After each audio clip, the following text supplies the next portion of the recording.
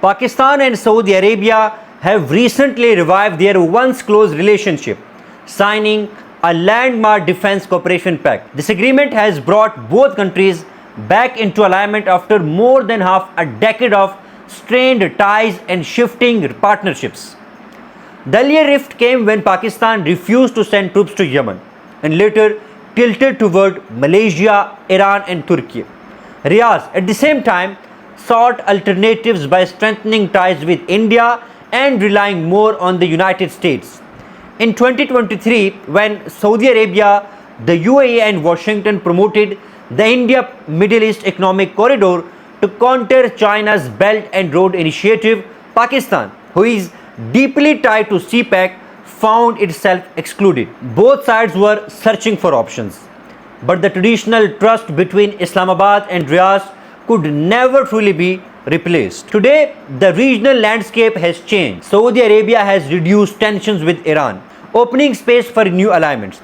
And as Pakistan and Saudi Arabia signed their new defense agreement, Iran's foreign minister was also in Saudi Arabia, signaling that the Gulf is moving toward de-escalation. This creates an environment where Pakistan and Saudi Arabia can focus on the larger threats facing the Muslim world. And the most striking clause of the new pact is clear. Any aggression against either country shall be considered an aggression against both. For Pakistani analysts, this is a strong deterrence message to India.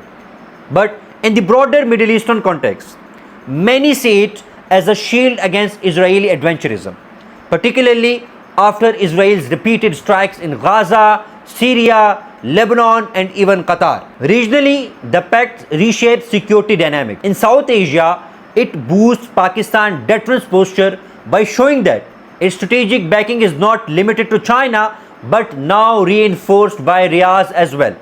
In the Middle East, it signals that Saudi Arabia is prepared to partner with Pakistan's experienced military to counter any external aggression, with Israel being the most likely flashpoint. And globally, the agreement sends out layered signals. For the US, it demonstrates that Riyadh is not entirely dependent on Washington for its security. For China, it is a welcome development since both Islamabad and Riyadh are tied to Beijing's Belt and Road vision. And for Israel, it is a warning. Attempts to destabilize the region, whether in Gaza, Lebanon or elsewhere, may now face a more united Muslim response. And as far as India is concerned, Saudi Arabia will likely maintain its economic partnership under Vision 2030. But this pact ensures that Riyadh cannot appear neutral if a larger conflict involves Pakistan.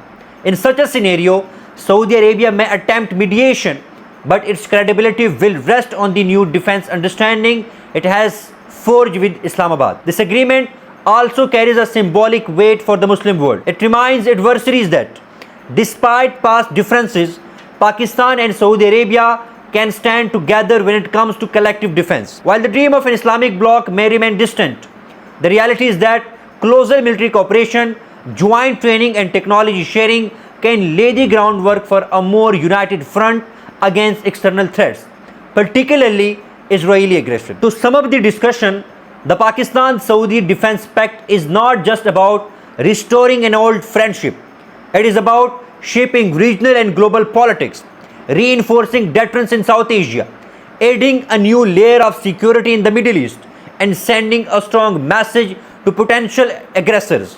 And the clearest message is this: in an era of instability, the Pakistan-Saudi partnership is once again alive, and it is Israel that should be watching most closely.